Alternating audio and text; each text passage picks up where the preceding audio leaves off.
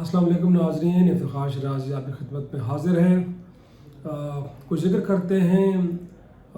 Islamabad high court के 6 जजेस के ख़त का मामला कि जो सुप्रीम कोर्ट में ज़ेर समाअत है और उसमें दूसरी समाअत हुई है और एक माह के तकरीबन वक्फे के बाद एक बार फिर चीफ जस्टिस काजी फैसल साहब की सरबराही में जो 6 रुकनी बेंच है उसने इस केस को सुना है और इस दौरान को जो 9 दरख्वास्तें और आई उनको भी क्लब किया गया। लेकिन आज हम आपको बताएंगे कि बुनियादी तौर पे इस केस में होने क्या जा रहा है, माइंडसेट क्या है जजेस का, बिलखसूस चीफ जस्टिस ऑफ पाकिस्तान काजी फैसल साहब क्या चाहते हैं। ऐसे में कि जो पहली समाअत हुई उसके बाद कमोबेश जैसे पहले मैंने बताया कि 1 माह का वक्फा, उसके बाद अगली समाअत, फिर अब अगली समाअत 7 मई को होगी। गोया कि ये लंबी तारीखें देने का मतलब क्या होता है। इस मुल्क की अदालती तारीख गवाह है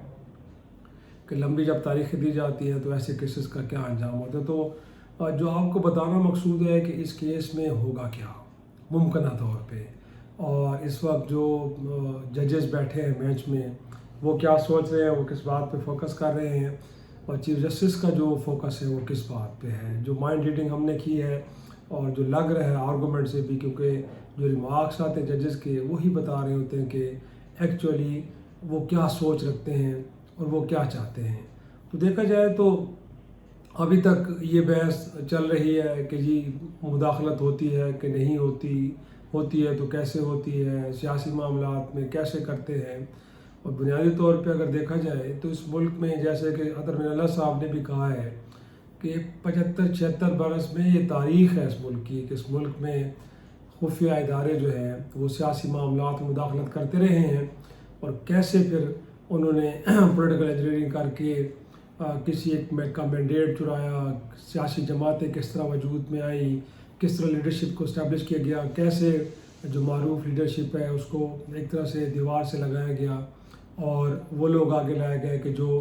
ज़ाहिर सी बात है एक तरह से जिनकी जड़ें अवाम में नहीं थी।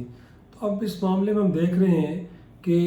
अब जो फोकस है चीफ जस्टिस का वो इस बात पे है कि मुस्तकबिल में गोया कि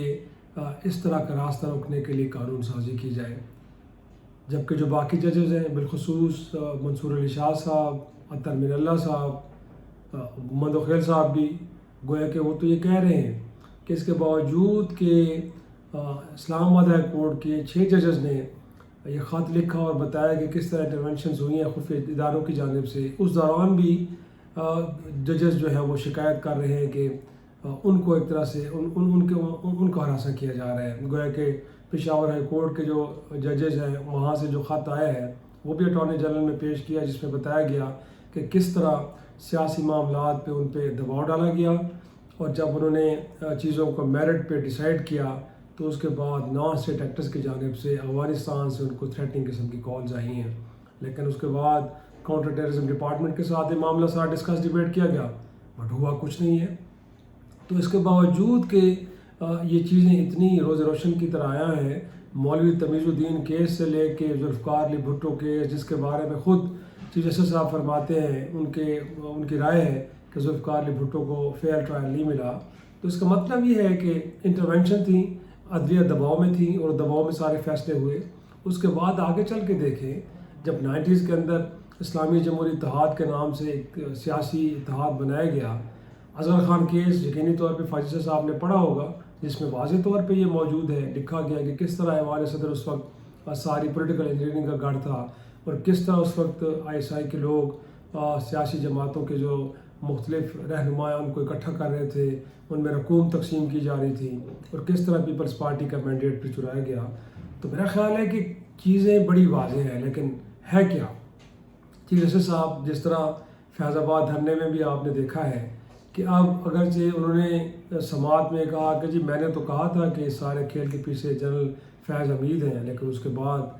हुआ क्या है, जो कमीशन बना है उसने तो क्लीन चिट दे दी है। और इस दौरान उन्होंने ये भी एतराज़ किया कि जी मैंने जो फैसला दिया था उस पर इम्प्लीमेंटेशन होने के बजाय 5 साल तक उसके खिलाफ जो रिव्यू पिटीशन है उसको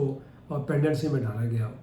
पेंडेंसी में डाला गया यकीनी तौर पे यही तो वजह है कि हम कहते हैं कि इस मुल्क की अदलिया के ऊपर बहुत बड़े सवालात हैं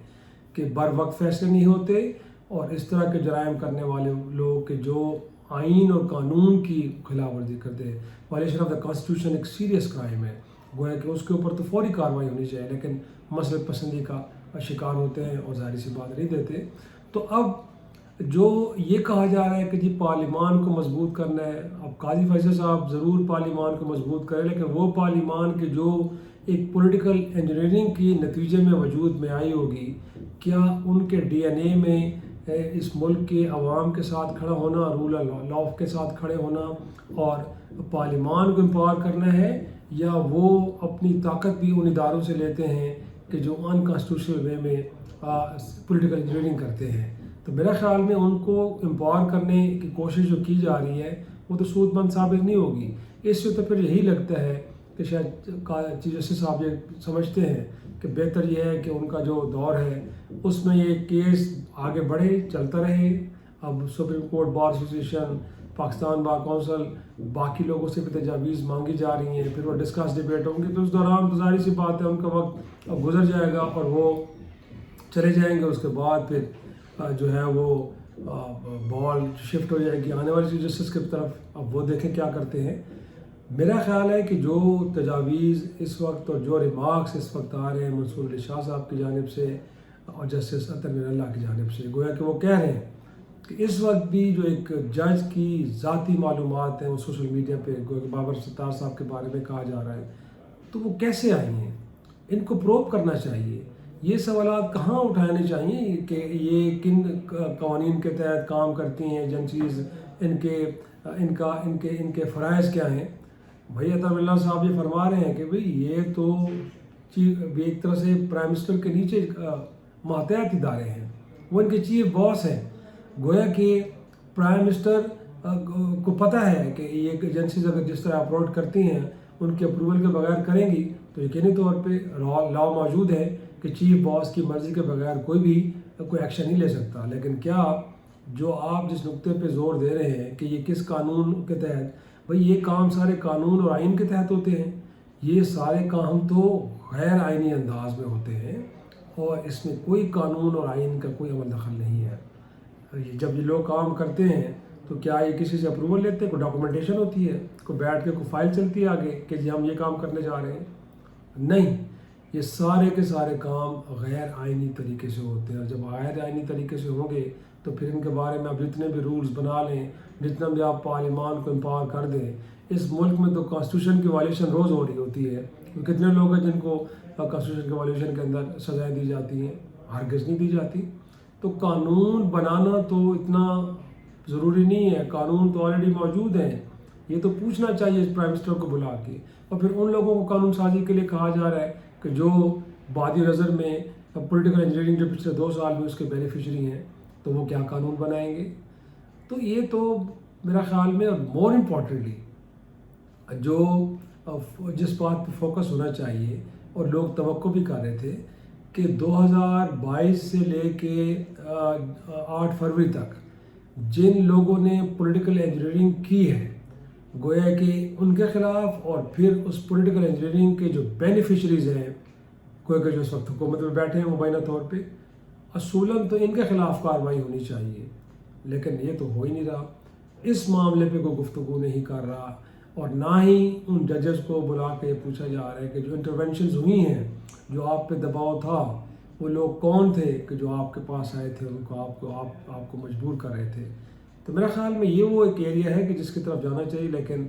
اطہر میر اللہ صاحب، منصور علی شاہ صاحب تو انٹرونشنز کی بات کر رہے ہیں، قاضی صاحب یہ معاملہ پارلیمنٹ کی طرف، حکومت وقت کی طرف ڈھکیل رہے ہیں کہ وہ اس معاملے کو دیکھیں۔ تو پرابلم یہی ہے کہ ایک وہ کہتے ہیں نا کہ ہاٹ پوٹیٹو ہے، اب کوئی بھی اس کو منہ میں ڈالنے کے لیے تیار نہیں ہے، کیونکہ سب کو معلوم ہے کہ جو بھی اس کو منہ میں ڈالے گا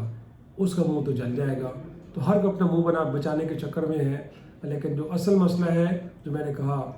کہ یہ انجینئرنگ کرنے والے ماضی کی باتوں کو تو چھوڑ دیں کہ پہلے کیا ہوا، ذوالفقار علی بھٹو کو پھانسی کیسے ہوئی، وہ جو IGI بنی، کیسے پیپلز پارٹی کا مینڈیٹ چرایا گیا، لیکن یہ تو اپریل 2022 سے لے کے تو 8 فروری 2024 کی کہانی ہے، جس کے سارے کردار موجود ہیں، اور یہ شکایتیں بھی اسی دور کی ہیں۔ تو اب اس معاملے پہ آپ یہ کہیں کہ آگے چل کے قانون سازی ہونی چاہیے تاکہ راستہ روکا جائے، تو میرا خیال میں یہ تو پھر مٹی ڈالنے والی بات تو ہو سکتی ہے، اس سے نہ تو مسئلہ حل ہوگا، کیونکہ جب تک آپ کسی کو ایگزامپل سیٹ نہیں کریں گے۔ آرٹیکل 6 کی امپلیمنٹیشن جنرل مشرف پہ ہوئی، اس کے بعد ہم دیکھ رہے ہیں کہ اس ملک کے اندر کم از کم 1999 کے بعد براہ راست جو ہے وہ یہ مارشل لاء لگنے کا سلسلہ جو ہے وہ کم از کم رکا ہے۔ تو آئین اور قانون کے اندر جو پروویژنز موجود ہیں، جب تک ان کو آپ ایکشن میں نہیں لائیں گے، اور اگر کسی کے خلاف شکایت ہے اس کو جب تک آپ ٹرائل نہیں کریں گے، تب تک اس بات کی امید رکھنا کہ نئے قوانین بنا کے اس طرح کی انفرمیشن کا راستہ روکا جا سکتا ہے، یہ ایک بات ایسی ہو سکتی ہے کہ جو قابل فہم ہرگز نہیں اور نہ ہی قابل عمل ہے۔